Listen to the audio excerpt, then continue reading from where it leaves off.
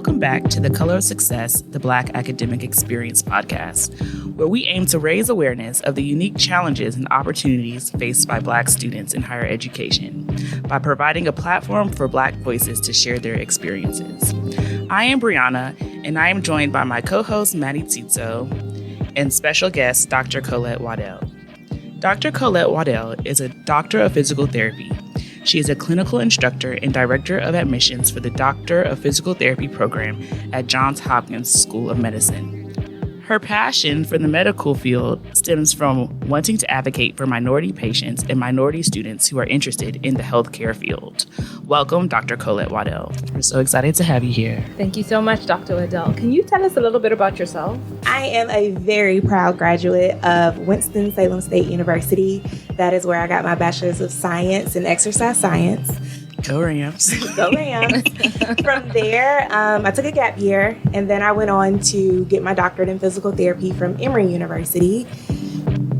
I worked for roughly 5 years in Charlotte, North Carolina there, and then I moved to work within a profession-specific residency program. So I have completed the faculty development residency at Duke University, and now I have moved on to Johns Hopkins.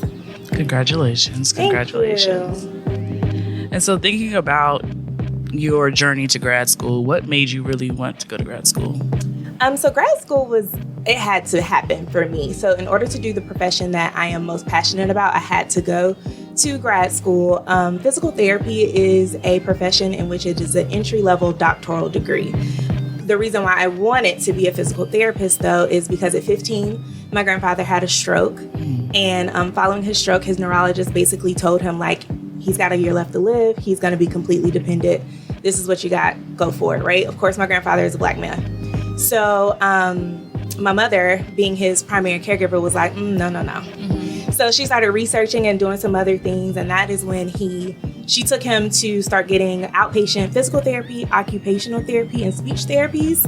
And after a small amount of time, he was able to walk on his own. He was able to carry out any of his activities of daily living. So he was able to groom himself. He was able to handle all of his personal hygiene needs.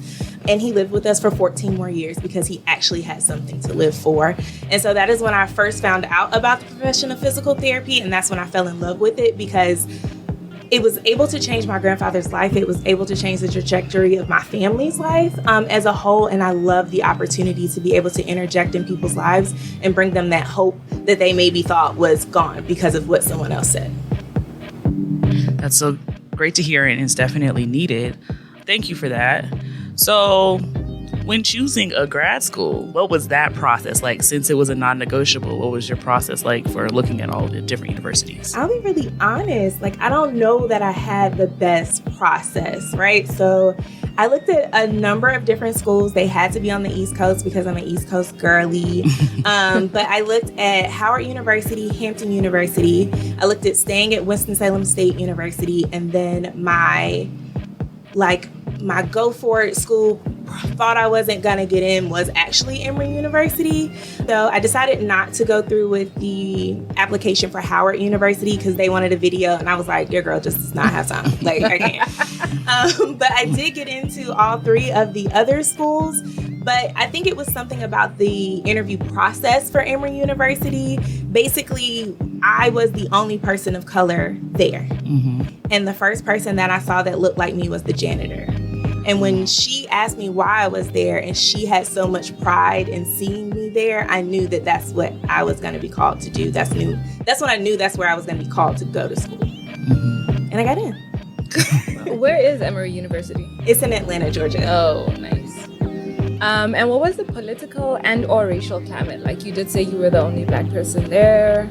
Yeah, so a little bit about my school's makeup. I was one of 5 Black students in my class. I want to say there was maybe 1 or 2 other students of color in my class, but we were a class of 73. No one on the faculty was a Black person. There were 2 people of color on faculty at the time. So I went to grad school from 2013 to 2016. And during that time, President Barack Obama had just been reelected for his second term. But within the first few weeks of me being in graduate school is when the George Zimmerman case was going on because of the murder of Trayvon Martin. And so within the first few weeks of being there was the trial and the verdict as well. So I had the pleasure of living in Georgia during that time, because although my grad school was in Atlanta and it's a small like hub for people of color, it's still Georgia. And so I just kind of got to a point, I can tell you for sure the day that we knew the verdict was probably gonna come in, I was sick of it. I was like, I gotta go. I gotta do something else. So my roommate at the time was like, let's just go to the bar. Like, it's fine, right? Because it'll just be sports on. It was not sports. It was the trial. And the verdict came in while we were at the bar. And I specifically remember seeing people cheer because of the not guilty verdict. And that's when I remembered that, like, although there are a lot of people who look like me in the city of Atlanta, there's a lot of work to do throughout the world. Definitely. And you mentioned this difference between the city of Atlanta and the rest of Georgia. But how did your university compare to the city of Atlanta? My university very much so was the state of Georgia. For sure. It was really difficult for me, at least starting out, because I had gone to a HBCU. And although this wasn't my first time being the only or one of few, it was my first time having that experience in academia, right?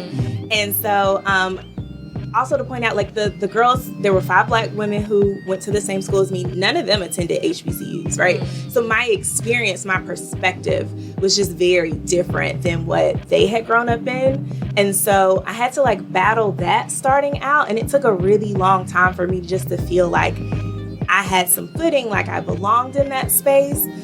So that was one of the bigger differences, I think, in my university, like what my university makeup was and then what the city of Atlanta's makeup is like.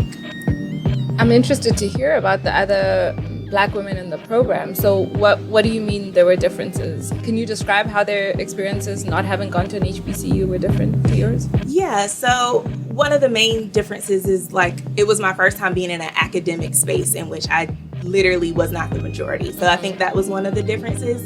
And then on top of that, I think we also dealt with like our ability to make friends or to be close with people, right? So I very much so had the pleasure of having friends that looked like me, who understood my experience, who understood my perspective. And I often felt like my classmates wouldn't understand. So there was a level of like mistrust between like the majority of my classmates, where I don't believe that some of the other Black women in the program had that same problem, because maybe they had already experienced and gone through that, being that their undergraduate experience was where they were the minority in a place where most people did not look like them. You said that Emory was your first time being in an academic environment where you were not the majority. Before you went to Winston-Salem State University, was your K-12 education also majority Black or African-American schools? Yes. Okay, that's nice. So my experience being like one of only was the fact that I played like junior Olympic volleyball, which is not something that most Black women played. I was participating in science and math programs that my mother would put me in STEM programs. And so then I would also in that space be one of the only. So it was, although I knew I could do the work because of my experience in those STEM programs, it was still very shocking to like walk into the classroom and be like, dang, it's really only me in here. Like, okay, cool. Do you feel like an imposter at all? Oh, absolutely. Absolutely. I felt like there were times in which I felt like I only got into Emory because they had to fill a quota, right? So I had to deal with breaking down those thought processes, not because that's what they told me, but that's what I put on myself. There were many, like my first anatomy exam, guys, didn't go well. I think I remember that phone call. Didn't go great. Okay. In this program, it was like you got an A, you got a B, or you failed. And an 80 and below, like a 79 below, that's a failure. I was in that range. I was well below the 70s that one time. So I very much so was like, oh, I'm not supposed to be here. Like, I can't do it, right? I just felt like I couldn't do it because nobody else was talking about how they were struggling. Everybody else seemed to have been doing fine.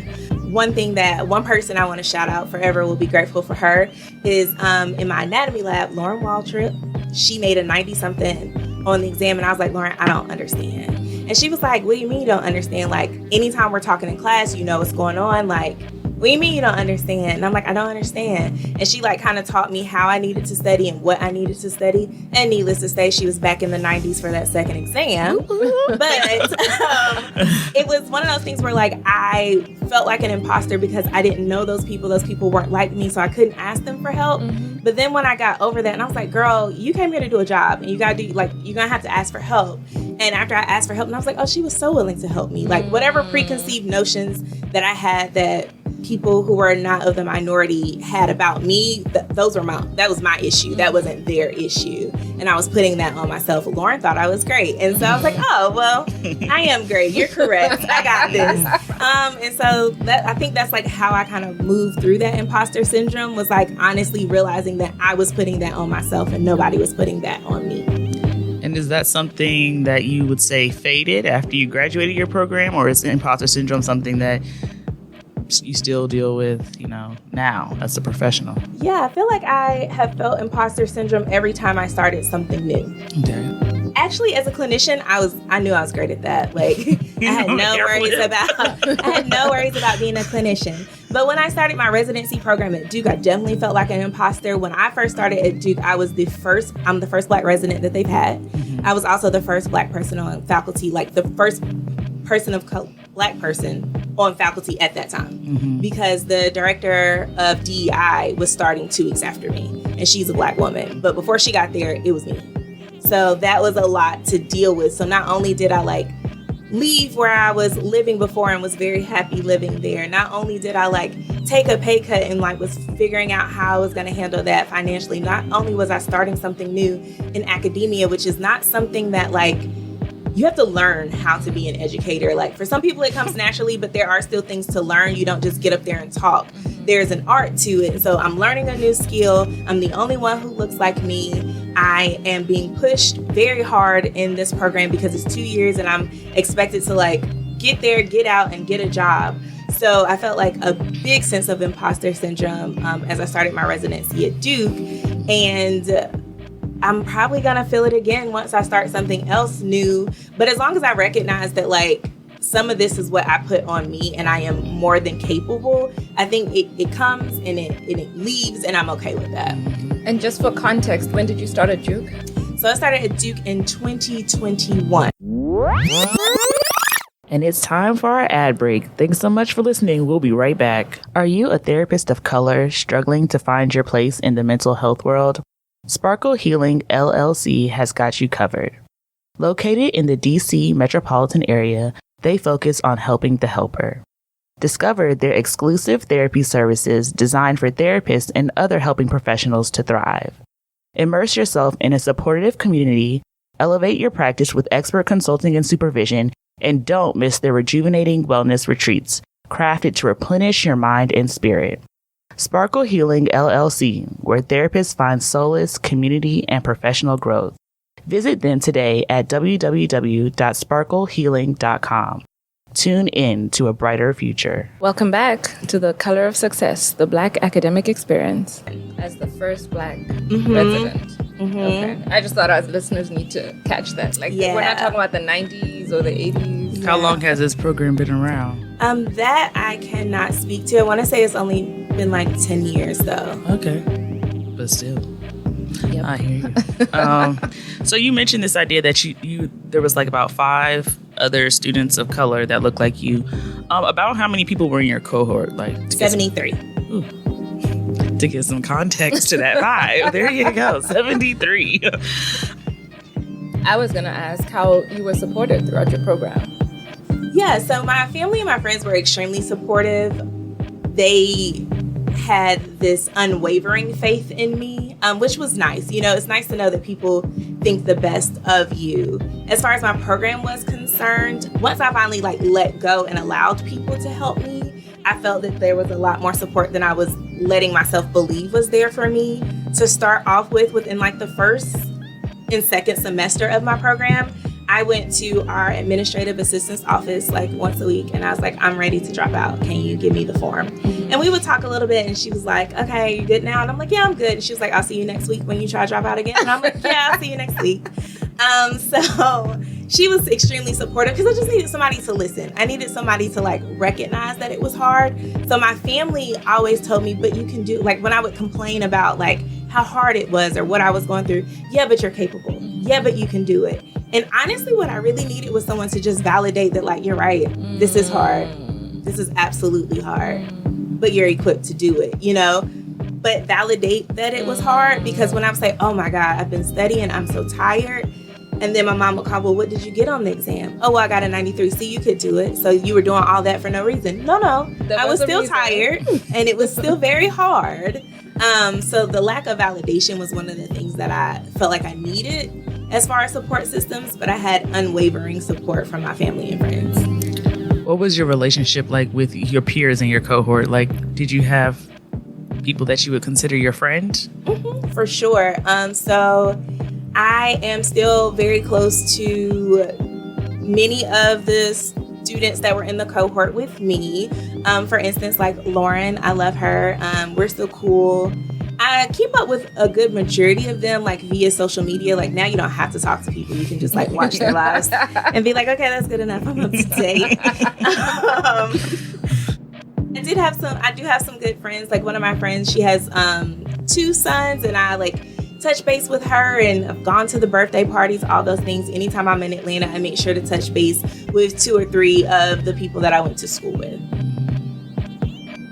So all in all, now that you've done it, what value did it add to your profession? You did say that physical therapy, you do have to have a PhD entry level, but do you feel like it was worth going through that experience? Yeah, so it's a clinical doctorate, so I don't have a PhD, I have a DPT. Okay. But it was completely worth it. I honestly feel like the work that I have done as a clinician is absolutely what I have been called to do. I will say that going to Emory and experiencing going to Emory taught me a lot about myself, and I'm a lot stronger because of it. And then I also can't leave here without also talking about the privilege that comes from being an Emory University graduate. At the end of the day, I graduated from Emory University School of Medicine, and that holds weight anywhere I go. Like when people say, oh, well, where did you go to get to PT school? Oh, I went to Emory. They're like, oh.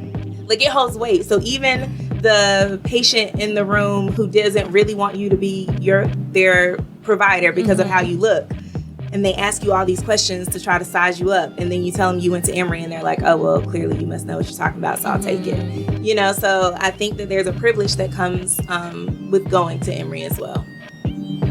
Were any of the experiences that you had throughout your graduate program valuable to your personal life? Absolutely. So I struggled my first semester. I struggled a little bit my second semester. And it's just because I wasn't trying to use the connections that I had. So a lot of people graduated from Winston and then they went to Atlanta. That's what they did. So I had people that I knew there. I just wasn't using them as a resource. And one day I just reached out to somebody. I was like, hey, what are you doing this weekend? Like, I'm going to make time to do something other than study.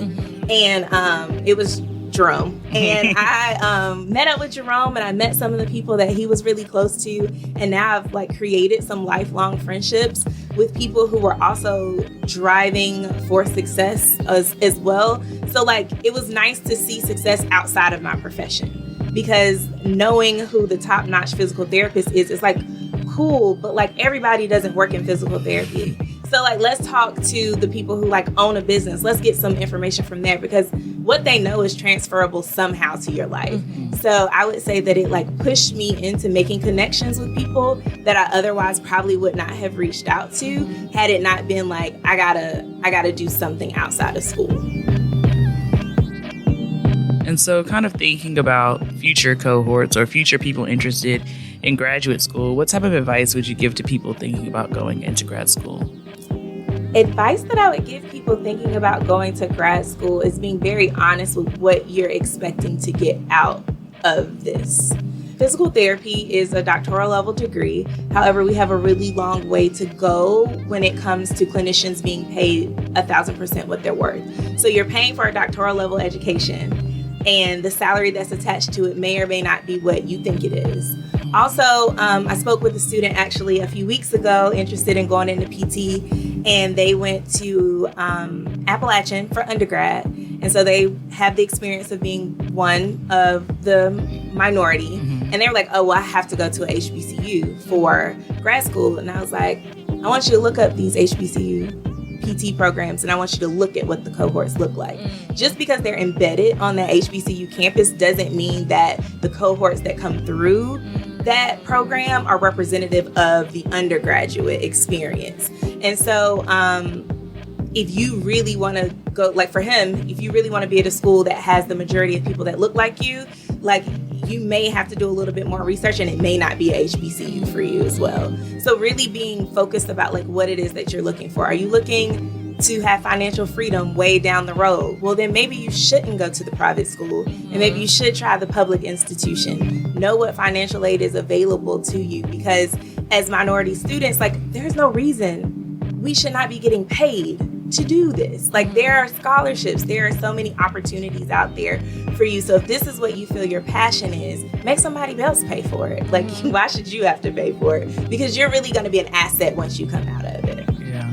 And that piece about financial part is so important because a lot of people are not aware of all the financial support that's out there for people continuing their education through graduate programs. But how did you become aware of these resources, and like what advice for finding types of resources like that would you give to other people? I would say my knowledge about these resources very much so came after I finished with my program, right? So I had the opportunity to go to a public state-funded institution that probably would have given me a grant in which I only had to work in North Carolina for 5 years, and then all of it would have been paid off, right? I wasn't trying to hear that. I wanted to go where I wanted to go. So I chose the private institution, and in less than 3 years, that should be all paid off, thank God. But you know, but it's real. Like, could I have gotten the same education had I chosen to go to the public institution? Like, maybe. I will say that there were some experiences that happened at Emory that were very specific to this private institution and other private institutions that I maybe wouldn't have gotten had I gone to the public school. But if being financially stable is my goal, then maybe that's what you choose instead of going to the name with the price tag attached to it. It's great to hear. Sorry, Maitito, I'm kind of like taking over, but absolutely okay. I have one more follow-up question. Do it. So you mentioned this idea of these programs being embedded in HBCUs, even though it may not be reflective of what you may think a student cohort will look like at HBCU. What value do you think would have been added if there had been more people that look like you in your program? I think the way that we talk about different health issues and health disparities would have been different. Or even just having the right person, or just having a person of color, a Black person on faculty, right? Or even like a person of color really on faculty that was thinking about how we talk about the disease and the disparities that come, that are plaguing the minority communities. For instance, like people love to talk about diabetes. We love to talk about how that's a Black and brown disease, but we also don't like to talk about how in Black and brown communities, we don't really put full grocery stores. And so they have to travel way across town. So the only thing they get is processed things. So then we are just adding to the problem, right? So it's not only talking about, like, the fact is that Black and brown people have diabetes, sure. But the caveat to that is that our society also hasn't helped to set them up for success. Yeah. Or designed it so that I love that. Designed it so that they can be set up for success. Yeah, looking at those other social determinants of health, right? Yeah, love that. We have a class like that. Well, we had a class like that too. Social determinants of health. Yeah, food deserts and everything. All learn of that. about it. Mm-hmm. They make it this way for a reason, people. Definitely. Did you experience any microaggressions at Emory?